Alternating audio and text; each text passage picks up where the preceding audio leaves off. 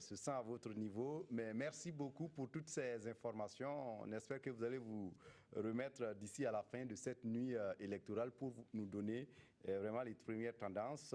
Merci d'avoir répondu à cet appel pour nous donner des éclairages. Alors Emmanuel, nous passons à présent à une autre étape de notre émission. On vient de recevoir des invités sur ce plateau. Présentez-nous. Effectivement, Fousseni Kindo, des invités qui nous rejoignent donc pour poursuivre l'animation de cette nuit électorale.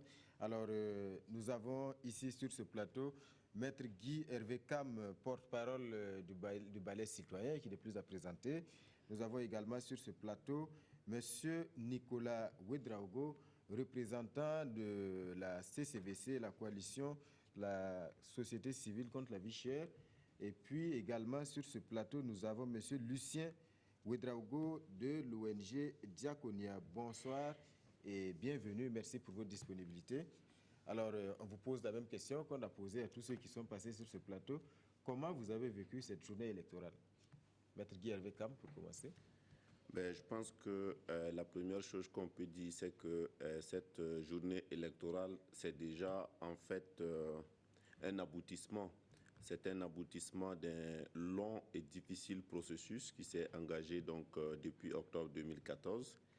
Et il y avait beaucoup d'attentes sur cette journée, mais je pense que le déroulement de la journée a été plus que satisfaisant dans la mesure où, en dehors des incidents techniques, il n'y a pas eu d'autres incidents qui nous ont été signalés qu'on pourrait appeler les incidents politiques. Il n'y en a pas eu sur des incidents techniques relativement à des questions de logistique. Et à partir de ce moment-là, on peut dire que globalement, tout se passe bien. Oui, et pour vous, M. Lucien Ouedraogo de Diaconia, c'est également le même sentiment? Tout à fait. Il faut dire que cette journée électorale constituait un défi pour Diaconia, qui a toujours soutenu des initiatives allant dans le sens du renforcement de la démocratie dans notre pays. Donc, nous avons facilité la mise en place de la CODEL et depuis le matin, à partir du quartier général de la CODEL, nous suivons les évolutions, nous suivons le déroulement du scrutin. Et comme l'a dit mon prédécesseur, tout se passe bien en dépit de quelques dysfonctionnements que nous avons pu constater. Et ce qu'il faut dire également, c'est que grâce au contact que nous avons avec la CENI, tout comme avec le Conseil constitutionnel, nous avions une communication permanente qui permet aux représentants de ces structures de donner des instructions au bureau de vote pour que ces dysfonctionnements soient corrigés en temps réel. Monsieur Ouedraogo, Monsieur Nicolas Ouedraogo de la CCVC, alors cette journée, comment vous l'avez vécue? Bon, moi personnellement, je suis resté chez moi et j'ai suivi donc vous n'êtes pas allé voter du scrutin effectivement et sur votre chaîne, la RTV. C'est de là que j'ai pris beaucoup d'informations. Donc vous n'êtes pas allé voter? Je ne suis pas allé voter. Merci pour cette franchise. Est-ce que, Maître Cam, vous avez le sentiment ce soir que les appels à la mobilisation des électeurs que vos organisations lancées ont été entendus? Oui, bon, de façon empirique, hein, ce qu'on a vu, on peut dire que c'est un appel qui a été entendu. On n'a pas actuellement donc le détail, mais de façon empirique, on a senti quand même un engouement en fait des populations pour ces élections-là, ce qui est compréhensible avec ce que les Burkinabés ont vécu. Et je pense que c'était tout à fait normal que pour sortir de cette situation, ils se déplacent massivement pour aller faire le choix, d'autant plus que pour une fois, on a eu quand même droit à des discussions sur ce que les candidats voulaient faire pour le pays. Donc, en tout cas, on attend impatiemment de voir le détail, mais en tout cas, l'engouement était perceptible et tout le monde est d'accord sur ça. Alors, est-ce que c'est le même sentiment? Est-ce que les Burkinabés étaient à la hauteur des enjeux de cette journée aujourd'hui? Absolument, il faut dire que ces élections étaient attendues. Ces élections sont historiques et depuis le matin, nous avons pu faire le tour de quelques bureaux de vote et de même que nous avons reçu les appels des observateurs qui sont déployés sur le terrain Et la tendance générale qu'on observe, c'est que les Burkinabés se sont mobilisés. Chacun est allé pour exprimer son choix, pour choisir librement son candidat, parce que aussi, il faut le rappeler, que c'est la première fois qu'on a des élections véritablement ouvertes où le président actuel ne va pas revenir. Donc, les Burkinabés savaient qu'ils peuvent aller et voter et que pour une fois, le vote pouvait compter. Oui, M. Lucien Ouedraogo de la CCVC, est-ce que c'est votre sentiment que Nicolas Ouedraogo de la CCVC, c'est votre sentiment que quelque chose a changé? Et qu'est-ce que vous avez pu effectivement remarquer de particulier en cette journée? Bon, et on pourra donc constater qu'après donc une insurrection populaire qui a mobilisé des milliers de Burkinabés, on était en droit de s'attendre à un engouement, à une plus grande mobilisation pour le vote que ce que nous avions observé. Pour dire que ce n'est pas sûr que la préoccupation ou la seule préoccupation des Burkinabés ou des insurgés, c'était effectivement d'aller seulement au vote. Et donc, surtout après, si nous regardons ou si nous comparons le nombre de Burkinabés qui sont mobilisés, que ce soit à Ouaga ou en province, on devrait s'attendre à une plus grande mobilisation des Burkinabés pour aller. Peut-être même, comme on l'a vu ailleurs, après donc, des crises, on a vu en Côte d'Ivoire, par exemple, on avait eu un taux de participation plus élevé, beaucoup plus que ce qu'on a ici, en attendant donc qu'on ait les résultats. Donc, au niveau de la CCVC, vous continuez de penser que c'était une erreur de la transition, de penser que le vote d'aujourd'hui devait être l'objectif majeur et qui devait donc peut-être, en tout cas, passer, en tout cas, avant tous les autres objectifs? Alors, c'est notre point de vue et je pense que les Burkinabés l'expriment. Et tous les jours, après l'insurrection, il y a eu beaucoup de mobilisations qui ont posé des aspirations. Qui, du reste, pour nous, on a eu une adresse où on a donc interpellé tous les candidats, où on demandait de prendre en compte les aspirations des populations-là. Mais on n'a pas senti dans la communication lors des campagnes, on les a suivis en tout cas sur vos différents plateaux et même lors de certains meetings, nous n'avions pas vu un réajustement d'un programme politique pour vraiment répondre aux aspirations des Burkinabés. Et vous attendez de pied ferme le nouveau président qui va être élu? Oui, tous les candidats d'ailleurs ont déjà nos préoccupations que nous avions résumées en 4 grands points. Et dans un premier temps, pour les martyrs des 30 et 31 octobre, nous avions donc des sous-points où nous demandons quand même qu'hier, on puisse identifier une identification complète de tous les martyrs, leur indemnisation. Nous exigeons aussi un statut de pupille de la nation, des enfants des martyrs, également des blessés qui auront leur infirmité à vie. Alors, et nous avions aussi des revendications contre la vie chère et la justice sociale. Et nous pensons que le prochain président à venir devrait répondre à ces questions-là pour qu'il y ait un soulagement. Qui, du reste, nous allons dire que c'était d'ailleurs ces questions-là qui préoccupaient les Burkinabés et qui en avaient marre du régime passé, ils étaient prêts à donner de leur vie pour en découdre. Personnellement, est-ce pour cela que vous n'avez pas voté? Et oui, je l'ai déjà exprimé, je ne suis pas allé voter, mais il faut rappeler ici que ma position de ne pas aller voter est personnelle, c'est pas, la CCVC n'a pas donné de consigne de vote. Mais au regard donc des différents programmes, les offres politiques, je n'ai pas trouvé mon compte dans aucun programme proposé par les différents candidats. Et il y a des questions, bien entendu, quand on regarde les propositions, et par rapport, chaque candidat s'est préoccupé de proposer, et en tout cas, faire des promesses sur l'éducation, la santé, l'accès à l'eau potable. Mais il y a des grandes questions que nous demandons à ceux qui puissent prendre en compte. Parce qu'il y a les choix politiques qui sont là. Alors, et l'ancien régime qui s'était engagé dans les programmes d'ajustement structurel, et nous expliquons que c'est des politiques d'essence néolibérale qui avait amené le pays dans le gouffre. Alors, et les offres politiques actuelles, personne ne nous propose la rupture avec ces programmes d'ajustement structurel. Il en est de même pour la question de souveraineté nationale.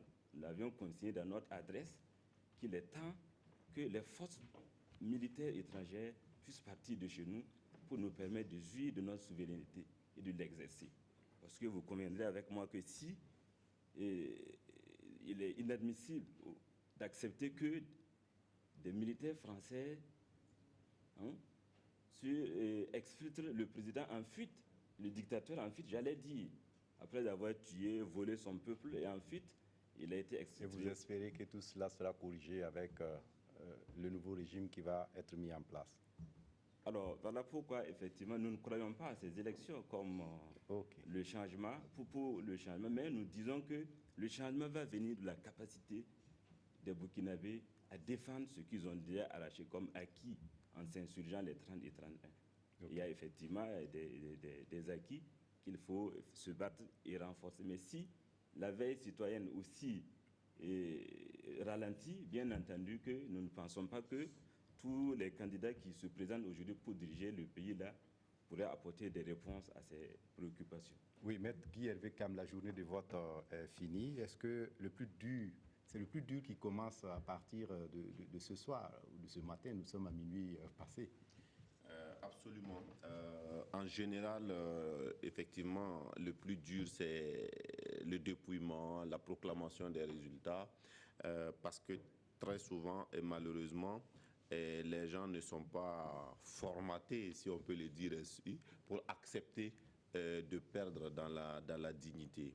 Mais je pense que tous les efforts qui ont été déployés pour ces élections-là, et j'insiste particulièrement du point de vue sur le plan interne, on a quand même vu que pour une fois, les organisations de la société civile, beaucoup d'organisations de la société civile se sont donné les mains pour constituer donc dans le cadre de la CODEL une force vraiment d'observation de ces élections-là, avec d'autres campagnes qui ont été lancées notamment par le Balai citoyen. Et tout cela avait pour objectif de renforcer en réalité la sincérité, l'intégrité du scrutin. Et à partir de ce moment-là, quand on regarde ce qui s'est passé, on a de bonnes raisons de penser que ces risques-là de conflit après les élections sont quand même assez minimes, parce que nous pensons que objectivement, ça sera très difficile d'établir, comme je l'ai dit tantôt, des dysfonctionnements préparés, des dysfonctionnements conscients. Il y a eu des petits dysfonctionnements du point de vue logistique, mais c'est tellement mineur par rapport à ce qu'on a vu qu'on s'est dit que bon, ces élections-là seront acceptées et que, encore une fois, donc le Burkina Faso va donner l'exemple d'une élection organisée et intégralement à l'interne par la CENI et acceptée par toutes les parties. Alors, on sait que vous aviez lancé au niveau du Balai citoyen cette campagne « Je vote, je reste ». Alors, aujourd'hui, est-ce que véritablement, on peut dire que ce message-là, ou cet appel en tout cas, à l'endroit des électeurs et des citoyens est entendu? Est-ce que les gens restent pour le dépouillement? En tout cas, les échos qui nous parviennent est que les gens restent pour le dépouillement. Et d'ailleurs, on a eu des incidents qui nous ont été signalés où il s'est trouvé des bureaux de vote où les présidents ont voulu faire le dépouillement à huis clos, si on peut le dire ainsi. Mais il n'y a pas eu de bagarre, les gens se sont plaints, les informations ont remonté, puis tout s'est arrangé. Ils ont ouvert en fait les dépouillements au public. Et je pense que c'est un élément très important, parce que la simple possibilité qui est donnée aux gens d'assister fait que naturellement on fait plus confiance. Et c'était comme ça dans la loi de toute façon depuis longtemps. Mais quand ce n'est pas connu, quand on ne communique pas beaucoup là-dessus, on n'a pas cette impression. Cette fois-ci, nous, on a choisi de communiquer là-dessus, de telle sorte que si vous n'étiez pas là, ben, vous ne pouvez vous en prendre qu'à vous-même finalement. Ok, les absents ont souvent tort. Absolument. Avant de poursuivre, nous allons direction le QG de la CODEL, la Convention des organisations de la société civile pour l'observation domestique des élections. Et Abdelaziz Yadibou est en ligne. Abdelaziz, bonsoir.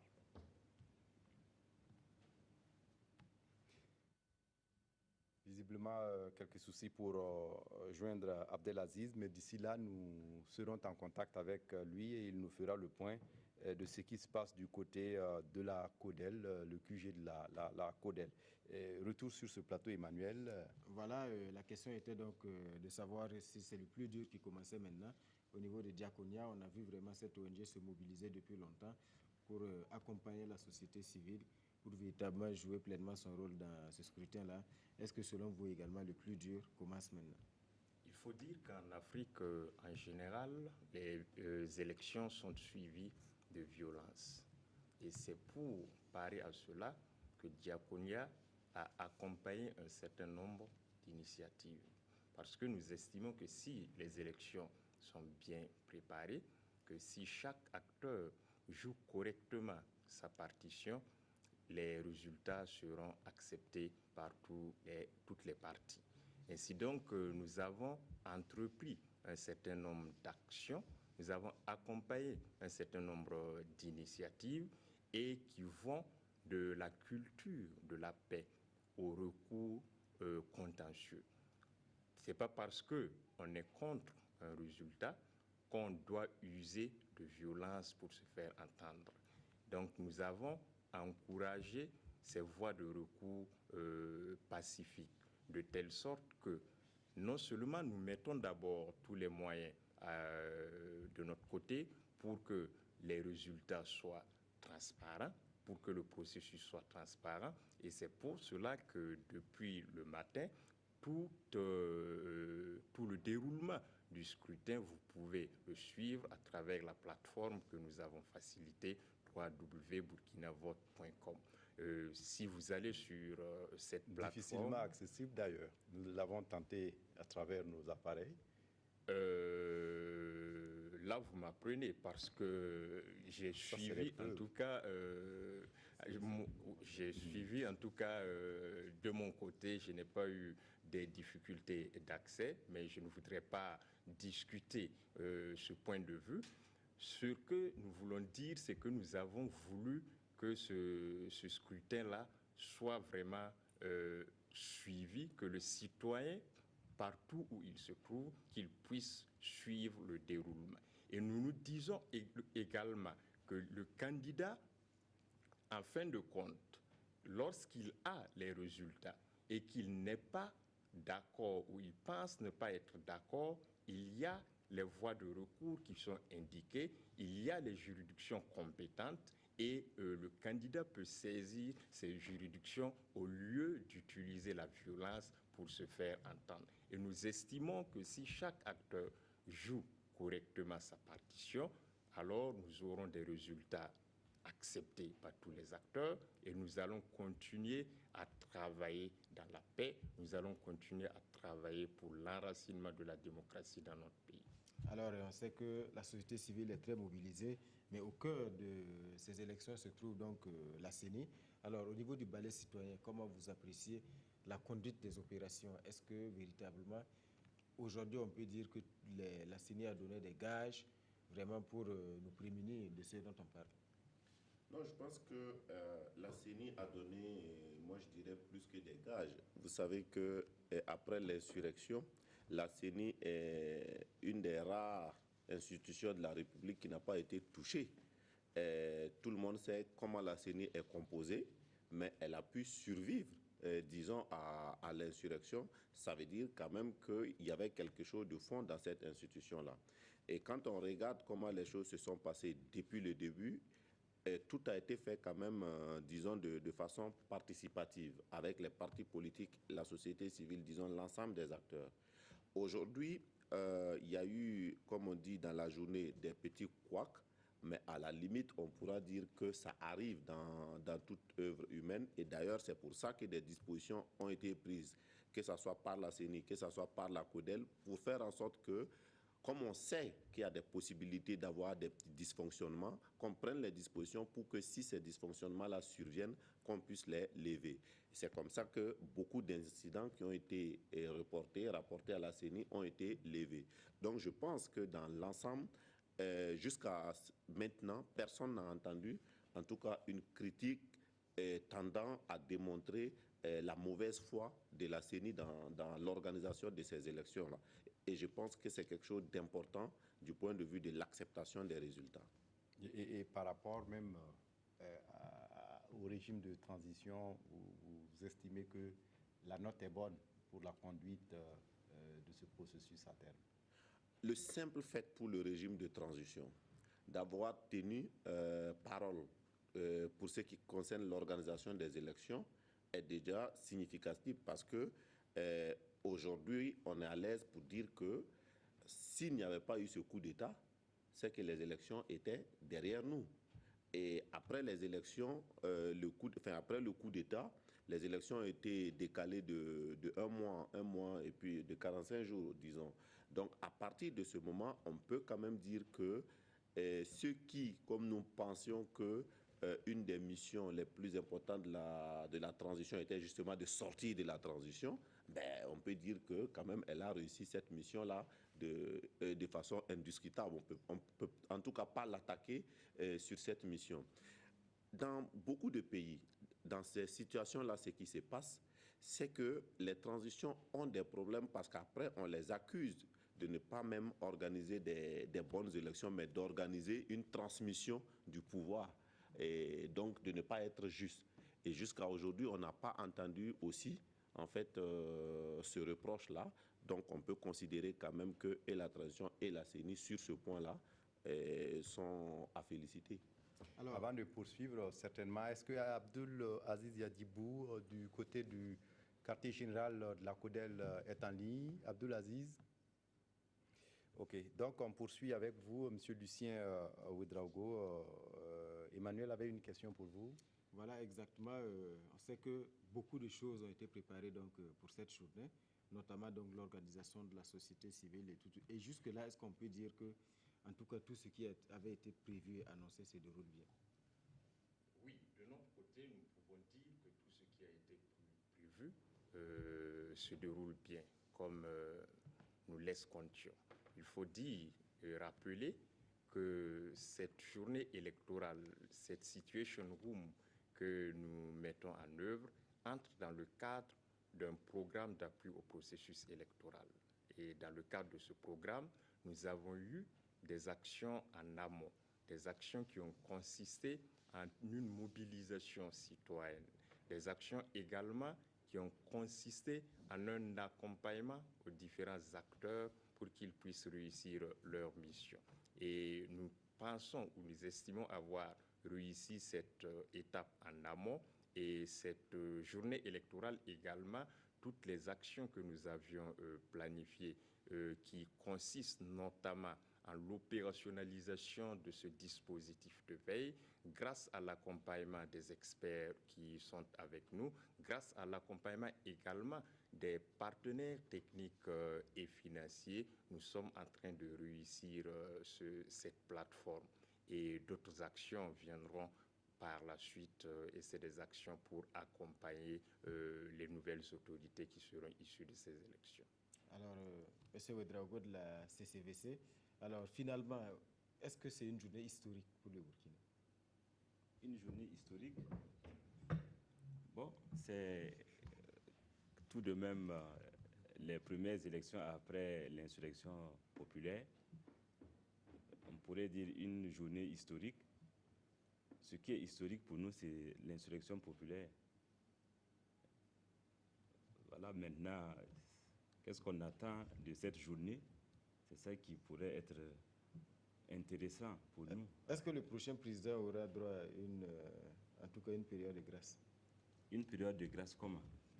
Par rapport aux préoccupations des Burkinabés, ou bien c'est sur quelle question on va parler de période de grâce? Quand on parle d'une période de grâce, bien sûr, il s'agit d'une période où on permet quand même à la nouvelle autorité de s'installer, Et puis, ainsi, quand même, peut-être c'est une période entre griffes de paix.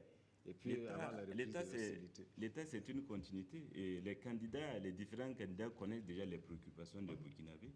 Et je pense bien qu'ils l'ont bien réfléchi avant de vouloir se présenter. Donc, sitôt élu, le président doit apporter des réponses aux Burkinabés. Parce que c'est connu. Et c'est d'ailleurs parce que ce président-là a les solutions qu'il s'est présenté. Donc pour vous, le nouveau locataire de Kosiam n'aura pas de répit. Il doit se mettre au travail dès le lendemain. Et je pense que c'est ce qu'eux tous, ils ont promis. Et nous attendons également de constater.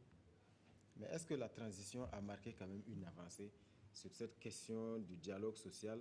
Parce qu'on a vu quand même un certain nombre de mesures, un certain nombre d'acquis qui ont été annoncés tant par les autorités de la transition que par la CCVC. Est-ce que ça a marqué également une avancée sur cette question? Bon, et effectivement, on ne peut que reconnaître qu'il y a eu des avancées, mais après des grincements de dents, parce que si vous vous souvenez, la lutte autour de la baisse du prix des hydrocarbures, ça a été posé depuis février, les premières manifestations pour obtenir la baisse. Et dans un premier temps, on a constaté une baisse de 25 francs, ensuite 25 francs, et dernièrement 30 francs. Et suivez vous-même souvent avec du mépris, parce qu'au moment où on annonce on attend 20, on ne constate pas de baisse. Et encore, c'est comme ils revendiquent, on va leur faire une baisse et le reste, on ne s'en préoccupe pas. Alors que la revendication, c'est une réduction du coût de la vie. Quand on réduit, par exemple, le prix du carburant, on devait se préoccuper de travailler à ce qu'il y ait une influence sur les prix des produits de première nécessité, parce que c'est lié. On pouvait également directement le transport, mais on constate que le gouvernement s'est contenté de faire de résoudre un point, parce que ce qui semblait pour eux être le point phare, alors que pour nous, c'est une revendication globale. Prendre des mesures pour alléger la souffrance des Burkinabés. Et la baisse du prix des hydrocarbures était un point, parce qu'on a constaté la baisse au plan international et on s'était appuyé sur ces arguments-là pour dire qu'il était temps.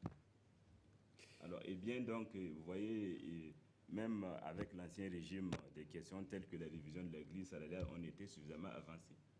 Mais là également, la relecture de la loi 013, mais là également, il a fallu qu'on menace d'aller en grève avant d'avoir une réponse donc, de la transition. Mais on se réjouit tout de même, on a eu des avancées, voilà pourquoi nous disons, mais ces avancées aussi, même sur le plan des libertés, et le décret des zones rouges qui a été supprimé, on se réjouit également de ces acquis-là. Mais nous pensons en général que c'est l'insurrection qui même a apporté certains acquis au peuple qu'il faille se battre aujourd'hui pour renforcer. Voilà, élargir les libertés et arracher encore beaucoup plus d'acquis. D'accord. Merci, Monsieur Nicolas Ouedraogo de la CCVC. Nous allons à présent vers le QG de la CODEL. Abdelaziz Yadibou, vous êtes là maintenant? Oui, Tini Kindo, bonsoir. Bonjour et dites-nous au niveau de la CODEL, présentement, à quoi assiste-t-on au niveau de leur travail? Bon, il faut dire que au niveau QG de la CODEL, nous ne disposons pas d'abord de tendance communicable. Les données qui parviennent au fur et à mesure sont en train d'être traitées dans la plus grande discrétion par l'équipe de veille et d'analyse. Ensuite, elles seront transférées à la chambre intermédiaire, puis à la chambre de décision pour décision à prendre. M. Nikino, mais de l'entretien que j'ai eu avec quelques responsables de la CODEL, il ressort que les résultats, même s'ils sont disponibles, ne peuvent pas être communiqués avant ceux de la CENI. Il faut d'abord que la CENI communique ces résultats, avant que ceux de la CODEL ne soient communiqués. Et la CODEL dit qu'elle prévoit une conférence demain à 9h pour faire le point du déroulement des opérations, les opérations telles qu'elles ont été vécues par les observateurs sur le terrain. Pour ce qui est de la participation, la CODEL, elle note une large participation des électeurs. Alors concrètement, actuellement, qu'est-ce qui se passe au niveau de la CODEL? Est-ce qu'il y a par exemple des citoyens qui sont là pour regarder comment les choses se déroulent? Décrivez-nous un peu l'ambiance au niveau du QG de la CODEL. Non, présentement, il n'y a pas de citoyens qui sont là. Bon, ce sont seulement de l'équipe technique, la chambre technique. Les gens se sont retrouvés par équipe. Ils sont devant les ordinateurs, voilà, en train de traiter les données, de traiter les données. Voilà, présentement, les gens sont en train de travailler par équipe. Voilà, ils sont occupés, donc c'est l'ambiance qui prévaut présentement là-bas. Donc, pour l'instant, on ne pourra pas avoir des tendances ni de quelque chose. Non, malheureusement, ici, on ne parle pas de tendances. Ils ont dit que les tendances, même si elles existent, ils ne peuvent pas les communiquer. Il faut forcément que la CENI donne d'abord ses résultats avant que la CODEL ne communique ses résultats. Merci Abdelaziz Yadibou. Nous allons poursuivre sur ce plateau avec vous, Monsieur Lucien Ouedraogo de Diaconia.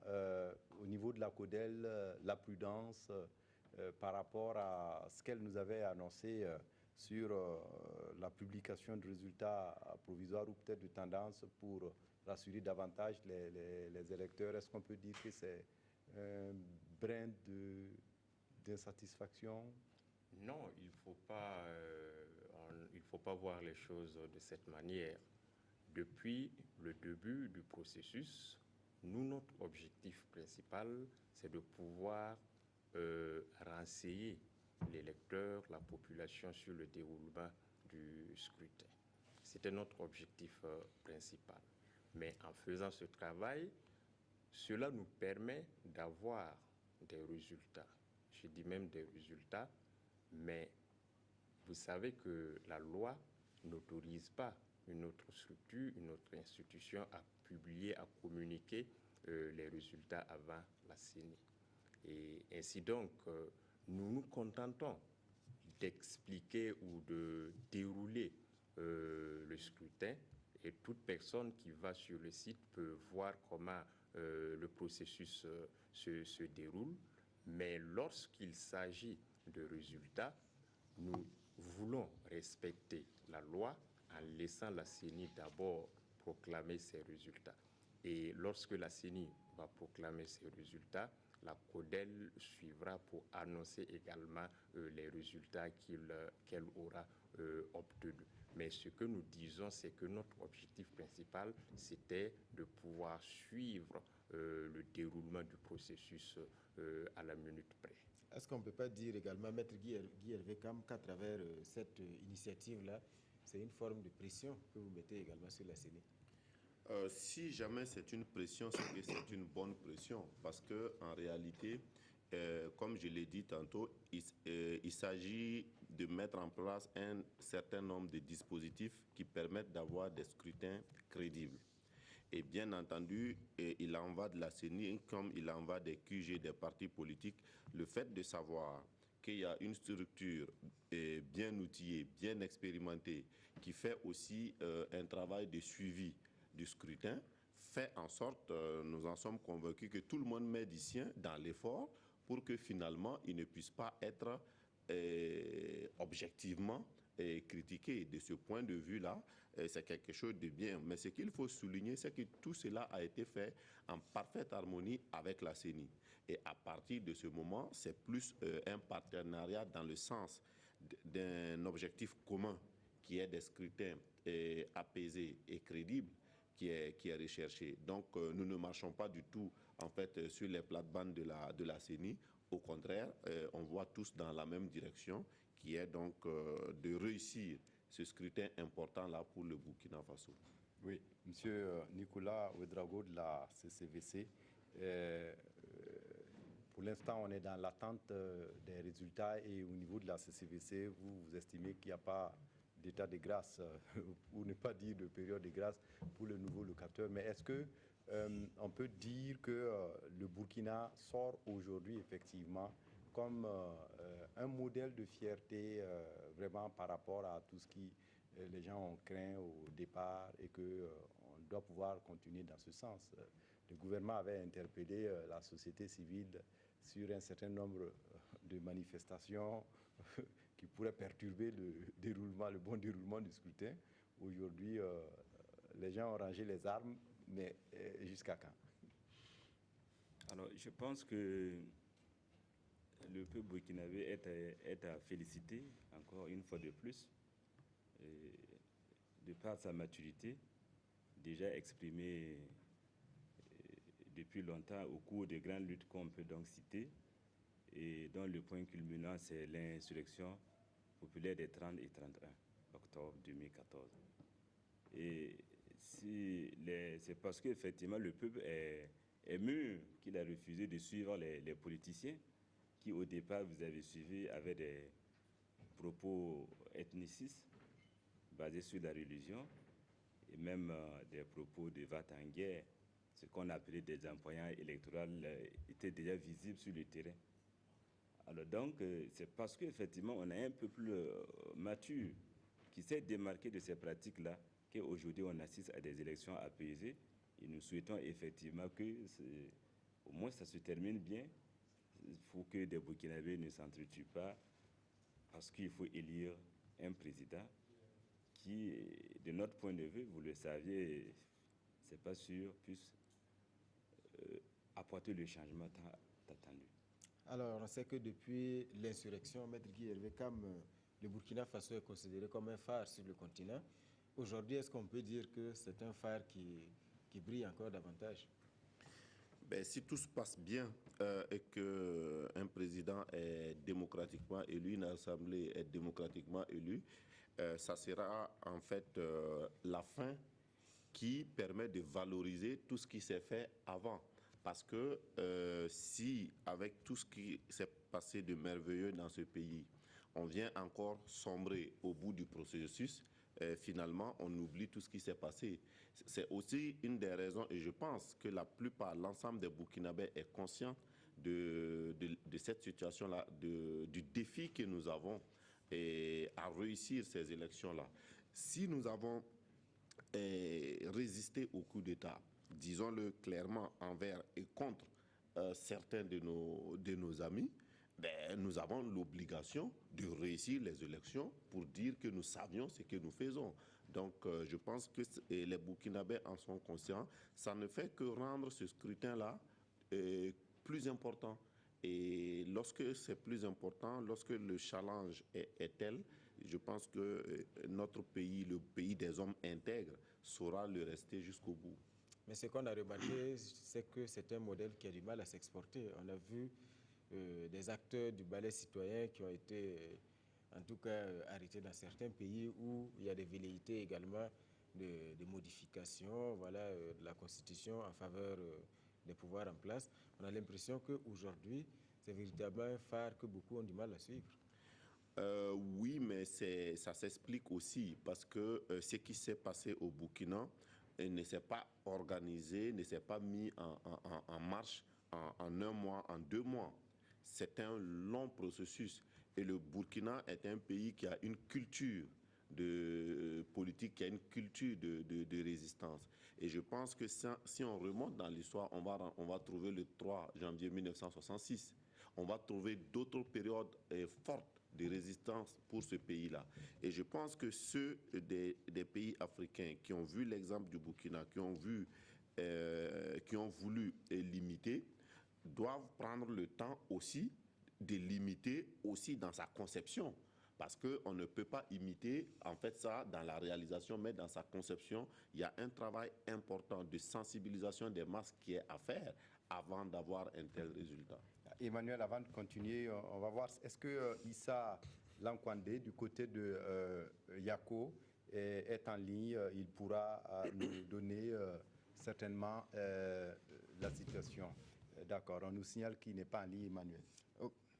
Ok, alors, monsieur Lucien Ouedraogo, on évoquait donc ce modèle aujourd'hui que représente le Burkina Faso. On peut dire ce soir que c'est un modèle que tout le monde, en tout cas, gagnerait à ne pas gâcher. Absolument, c'est un modèle que tout le monde gagnerait à ne pas gâcher. Et ce que la population a fait pendant les années passé en termes de sensibilisation, en termes de mobilisation, en termes de prise de conscience qui a abouti d'abord à l'insurrection, puis à la résistance face au coup d'État. Et aujourd'hui, nous voyons que nous sommes en train de réussir également nos élections couplées présidentielles législatives. Il faut que nous continuions dans ce sens pour travailler dans la promotion et dans l'enracinement de notre démocratie. Et c'est la raison d'être d'ailleurs de Diakonia au Burkina Faso, qui travaille à accompagner les organisations de la société civile pour que le message puisse arriver jusqu'à la population, à la base. La nécessité d'une démocratie et d'une démocratie participative. C'est en cela que nous pourrons ensemble faire valoir nos droits. C'est en cela que nous pourrons ensemble faire valoir les acquis que nous avons su construire jusqu'ici. Alors, on sait que la transition, en tout cas, s'est acharnée à mettre en place un certain nombre de mesures, de dispositions juridiques introduites dans la Constitution pour véritablement veiller à ce que plus rien ne soit comme avant.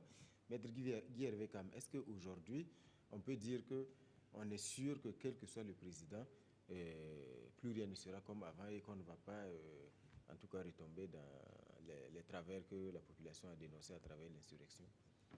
Bien sûr, c'est trop dur. Vous savez, l'homme reste l'homme. Mais ce que j'ai dit, le plus important, comme on l'a dit, c'était d'avoir des garde-fous.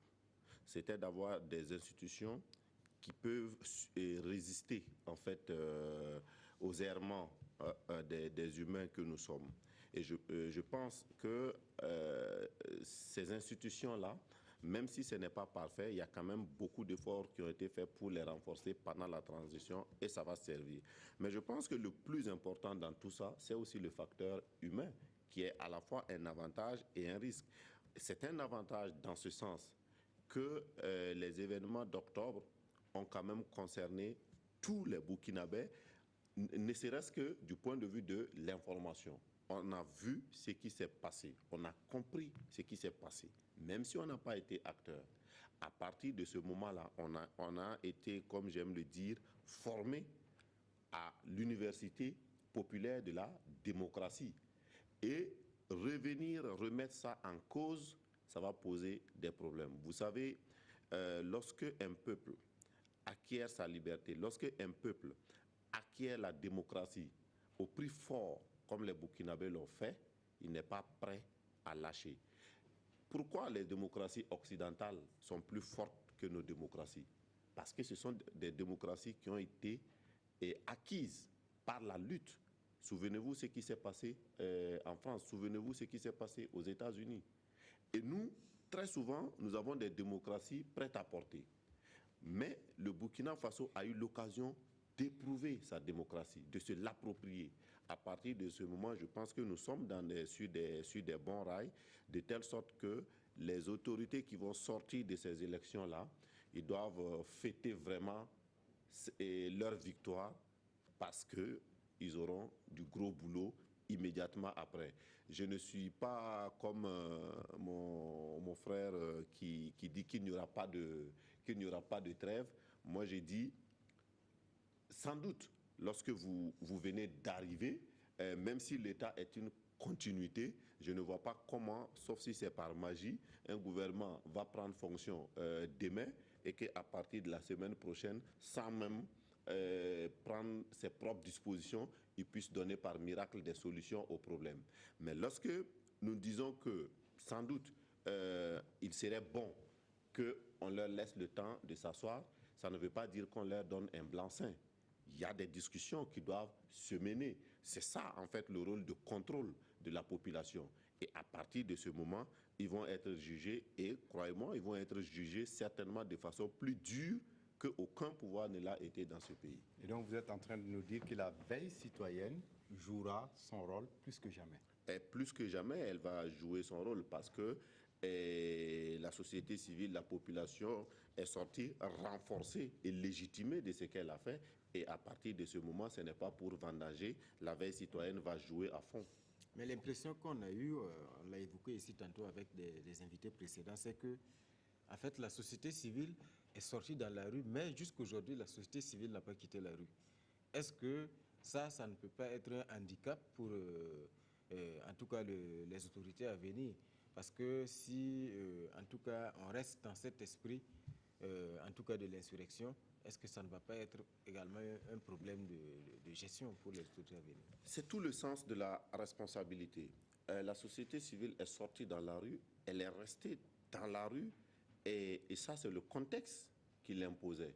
Je pense que si, après le 30, la société civile avait tout rangé, ce qui s'est passé le 16 septembre 2015, on n'aurait pas pu résister.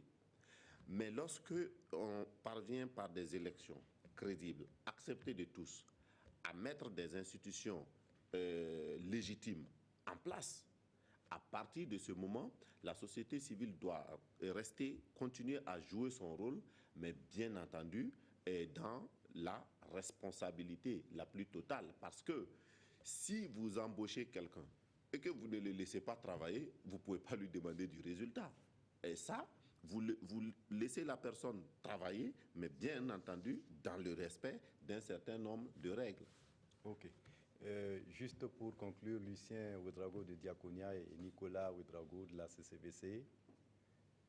D'ici là, on ira à Yako retrouver Issa Lankwandé en ligne et Amadine Dalsaga à Pau également. On nous signale que la Sina Sawadgo à Zorgo également est en ligne. Oui, Lucien Ouedraogo. Nous restons en veille au niveau du quartier général de la CODEL pour pouvoir suivre les opérations de compilation des votes, et nous espérons que la CENI pourra, comme elle-même l'a dit, d'ici demain, nous donner les résultats provisoires, et que par la suite, la CODEL également pourra organiser un point de presse pour donner une appréciation plus globale du déroulement du scrutin. Lucien, plutôt Nicolas Ouedraogo. Oui, merci. Et apparemment, on est envoyé par les Ouedraogo ce soir sur le plateau. Je disais que je voulais dire à Maître que ce n'est pas une semaine pour s'installer qui doit poser un problème. La question était posée globalement. Est-ce qu'il y aura un temps de grâce? Il a juste parlé de façon imagée. Ouais, bien sûr. Va pas trop non, je ne vais pas polémiquer, mais c'est pour dire que ce n'est pas une semaine pour s'installer qui doit poser un problème. Mais les Burkinabés attendent de pied ferme la résolution de leurs problèmes. Alors, et on ne pourra pas attendre longtemps. Et si vous observez, au moment de l'insurrection, il y avait un mot d'ordre de grève qui était déjà déposé. Mais quand les nouvelles autorités sont arrivées, on a dû suspendre le mot d'ordre là pour leur permettre de s'installer, pour qu'on ait en tout cas des autorités à qui s'adresser avant, donc, quand on a attendu et que rien ne venait, on est ressorti. Donc, ce n'est pas une semaine qui va nous poser un problème. Mais attention également à ne pas rendre un pays ingouvernable pour le prochain pouvoir. Merci vraiment d'être Le pays sera gouvernable. Je vais dire un mot de fin. Le pays sera gouvernable. Au contraire, nous avons même revendiqué que l'insurrection populaire soit inscrite dans notre loi là, pour que les Burkinabés puissent l'utiliser comme moyen d'expression, comme moyen effectivement pour imposer leur volonté aux différentes autorités qui viendront à gérer ce pays-là. Merci. Moi, je voulais terminer. Oui, finalement, vous ne terminez pas. Oui, je vais terminer parce que nous pensons et nous invitons les Burkinabés à savoir que le changement viendra de leur capacité à pouvoir exercer le contrôle, à pouvoir, à travers l'action citoyenne, là, imposer leur choix. Et à se démarquer surtout des promesses électorales qui sont le plus souvent vite oubliées. Merci. Maître Guy Hervé Cam du Balai Citoyen, merci d'être venu. Monsieur Nicolas Ouedraogo de la CCVC, merci d'être venu. Monsieur Lucien Ouedraogo de Diaconia, merci également d'être venu. Emmanuel. Voilà, on va vous souhaiter donc une bonne suite de nuit électorale. Et à présent, nous allons rentrer en contact avec Sibidi Issa Lankwandé qui nous attend donc en direct depuis Yako. Bonsoir Issa Lankwandé. Jean-Emmanuel Ouedraogo, bonsoir. Fousseni Kindo, bonsoir également. Je crois que c'est bonjour plutôt. Alors dites-nous à 0h59, alors qu'est-ce qui se passe actuellement à Yako? Nous venons de marquer 1h du matin ici même. Il faut dire que le balai est incessant ici au centre de compilation de la commune de Yako. Les résultats des votes dans les différents bureaux de vote continuent d'arriver donc ici à l'hôtel de ville où le centre est installé. Et depuis 22 heures, les premières urnes ont commencé à arriver. La compilation se fait au fur et à mesure que les résultats sont acheminés. Voilà, ce que nous pouvons dire, c'est qu'à ce stade, on ne peut pas encore donner de tendance en tant que telle parce que la file est longue. Ceux qui arrivent avec les résultats attendent de pouvoir passer donc pour déposer leurs résultats. Mais pour ce qui concerne la ville de Yako et le petit tour que nous avons fait dans les différents centres de vote, il faut dire que si tendance il y a, Maître Benewende Sankara se positionne bien, suivi donc de Roch-Marc Christian Kaboré et du candidat de l'UPC qui vient en 3e position, mais en tout cas très loin derrière les deux autres. Et par rapport à la participation, vous nous disiez tantôt dans la journée qu'il y avait un peu d'engouement dans les bureaux de vote. Oui, ici, dans le Passoré, surtout à Yako, contrairement aux autres localités, la participation était assez moyenne, parce que par moment même, les bureaux de vote étaient tout simplement à vide. Et ça s'est vérifié d'ailleurs au moment du dépouillement dans les quelques bureaux que nous avons pu visiter. Effectivement, quand vous prenez des bureaux de vote comme celui donc, le bureau de vote numéro 1 de la commune de Yako qui était basé donc au niveau de l'école mixte, on avait 451 personnes qui étaient inscrites sur la liste électorale, mais au final, il n'y avait pas plus de 230 personnes qui ont pu effectivement venir voter. Et donc, vous n'avez pas un chiffre concernant ce taux de participation? Pour la participation, nous n'avons pas encore de chiffres. Merci à vous, Issa Lankwande, pour toutes ces informations. Nous partons à présent à Pau, où nous attend Amadine Lalsaga. Amadine, bonsoir ou bonjour. Alors, bonjour.